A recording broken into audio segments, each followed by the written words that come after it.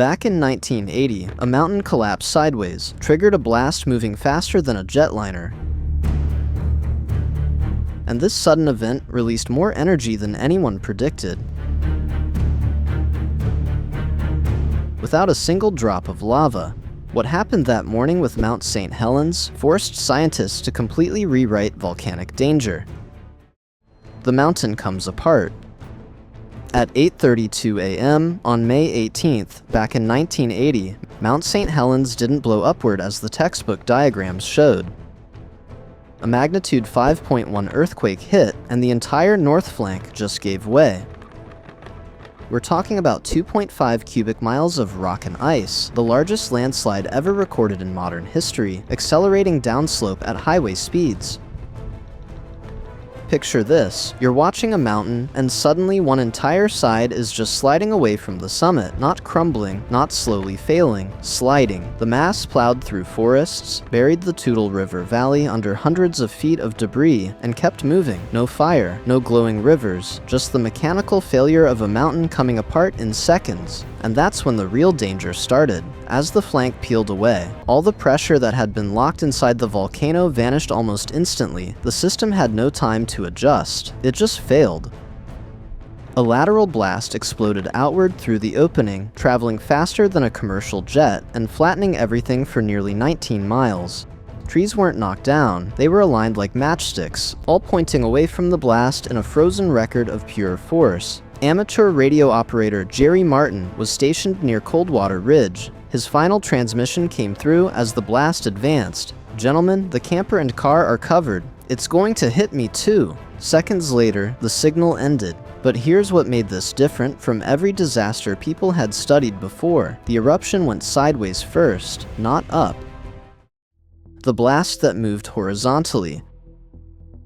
When that north flank collapsed, the eruption didn't rise into the sky, it went out. This sudden event became a lateral blast, a phenomenon that, back in 1980, almost nobody outside specialized volcanology considered a primary threat. The explosion surged horizontally through the scar left by the landslide, accelerating almost instantly. Temperatures soared. Ash, rock fragments, and superheated gas formed a ground-hugging cloud expanding faster than most people could run or drive. The blast zone covered roughly 230 square miles, larger than many major cities, and survival inside it depended almost entirely on location and luck. Think about the scale here. Entire ridgelines were stripped bare, forests flattened in a precise radial pattern that later let scientists trace the blast's exact direction. Eyewitnesses outside the core zone described a sound that arrived before they understood what they were seeing, a deep continuous roar rolling across the landscape. Windows shattered miles away, vehicles were knocked sideways. In some places, the heat hit first, in others, the force did. What makes this phase especially unsettling is the speed. There was no long buildup once the collapse started, no second chance to reassess. The mountain went from unstable to catastrophic in seconds, and this sudden event released more energy than anyone predicted because it wasn't driven by magma pouring out, it was driven by pressure escaping violently once the mountain's seal broke. But even as that lateral blast devastated everything north of the volcano, something crucial was still missing from the scene. When the sky disappeared. As the lateral blast tore outward, the eruption finally began to rise. A massive ash column punched into the atmosphere, climbing nearly 80,000 feet, about 15 miles straight up, high enough to penetrate the stratosphere. What started as a regional disaster became continental in minutes. Midday turned into night across eastern Washington. Streetlights switched on automatically, cars slowed to a crawl because visibility dropped to a few feet. You could hear engines running, but couldn't see the vehicles. Airports shut down, highways closed. The sky didn't just darken, it disappeared. But the danger wasn't only overhead. As ash and debris mixed with melting snow and ice, enormous lahars, fast-moving volcanic mud flows, surged down river valleys. These weren't slow floods. They carried boulders, trees, and entire structures, tearing out bridges and reshaping river channels in minutes. The Toutle River rose dramatically, choking downstream systems with sediment that would cause flooding problems for years. Here's where people misunderstood what they were witnessing. It looked like multiple disasters happening at once. Blast, ashfall, floods, collapses, but they were all expressions of the same failure. just unfolding in different directions at different speeds. And despite the towering ash column, despite the scale of destruction spreading across multiple states, there were still no lava flows. For an eruption releasing this much energy, that absence was glaring. Scientists on the ground noticed immediately. Something fundamental about the mechanism was different from what they'd been trained to expect. The mountain had darkened skies hundreds of miles away and remade entire landscapes, yet the actual process driving it all was still being misread, and understanding what really happened would change everything about volcanic monitoring. The pressure trap breaks. Here's where the picture snaps into focus, because what happened back in 1980 wasn't driven by lava flooding outward. It was driven by pressure loss, sudden, violent, and irreversible. Inside Mount St. Helens, magma had been rising for weeks, but it wasn't flowing freely. It was trapped beneath a solid, unstable plug formed as viscous magma cooled and hardened near the surface. That plug mattered more than anyone realized. When the magnitude 5.1 earthquake struck and the north flank collapsed, thousands of feet of overlying rock vanished in seconds. That removal acted like yanking the lid off a pressurized container. The pressure inside the magma system dropped almost instantly. Superheated water and volcanic gases that had been compressed expanded explosively. This is why this sudden event released more energy than anyone predicted.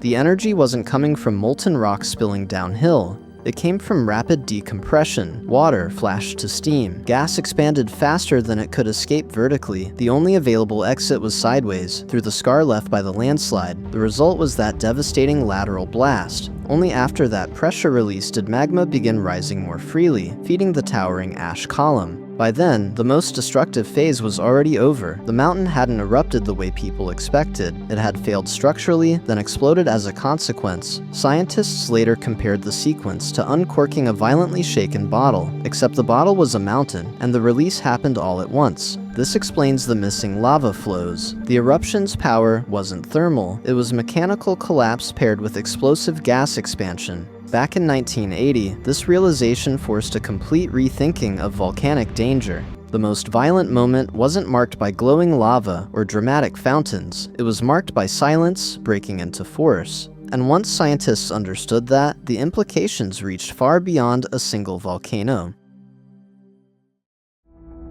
What scientists got wrong.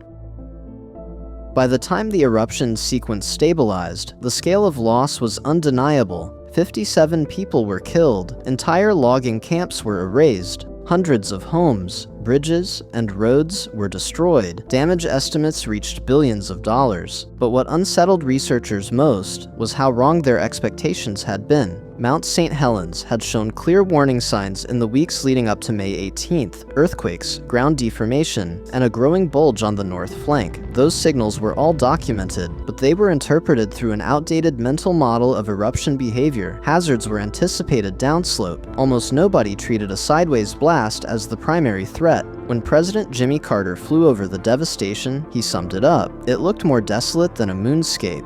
The comparison stuck because the landscape truly appeared stripped of life, reduced to raw geometry and ash. For volcanology, it marked a turning point. The eruption became one of the most closely studied natural disasters in history, not because it was the largest, but because it was instrumented. Seismic networks, deformation measurements, aerial surveys, and post-event mapping allowed scientists to reconstruct the sequence in unprecedented detail. One lesson stood out: collapse-triggered eruptions can release enormous energy without the warning patterns people expect. A volcano doesn't need rivers of lava to be deadly. Remove the pressure fast enough, and the system will destroy itself. Emergency planning changed as a result. Hazard maps were redrawn. Blast zones were reconsidered. Monitoring programs worldwide began paying closer attention to flank stability, not just magma movement. The mountain had exposed a blind spot in volcanic science, and once that blind spot was visible, the question became whether Mount St. Helens was an exception or a warning that applied everywhere. Why 1980 still matters. Back in 1980, Mount St. Helens exposed a gap between what people look for and what actually signals danger. The mountain gave warnings, but the most violent outcome came from a process that wasn't visually dramatic until it was already too late. What made this sudden event so consequential is that it didn't rely on exotic conditions. It relied on physics. Pressure built, a structural failure occurred. The system decompressed faster than it could adapt. That sequence can exist anywhere magma is trapped beneath unstable rock. Today, monitoring technology is vastly improved. Seismic imaging is sharper. Deformation can be measured to fractions of an inch. Gas emissions are tracked continuously, yet the core problem remains: timing. Scientists can often identify that a volcano is unstable, but not precisely when a structural failure will cascade into a release of energy greater than anyone predicted. Mount St. Helens also reshaped public perception. It challenged the idea that disasters announce themselves in obvious ways. Many people assumed no glowing lava meant no danger. The eruption proved otherwise. The most destructive phase arrived sideways, invisible until it was moving at lethal speed. That lesson extends beyond volcanoes. Natural systems don't fail theatrically. They fail efficiently. They follow physical rules, not human expectations. The 1980 eruption is now one of the best documented volcanic events in history, but it remains unsettling for a simple reason. It showed how quickly certainty collapses when pressure finds a way out. If the most dangerous volcanic events can be triggered by sudden structural failure rather than visible lava, the warning systems we rely on today need to recognize not just what's rising inside a volcano, but what's holding it in place. Has Mount St. Helens become a lesson we've learned, or one we've simply grown comfortable remembering? Let us know your thoughts in the comments. Thanks for watching. We'll see you in the next video.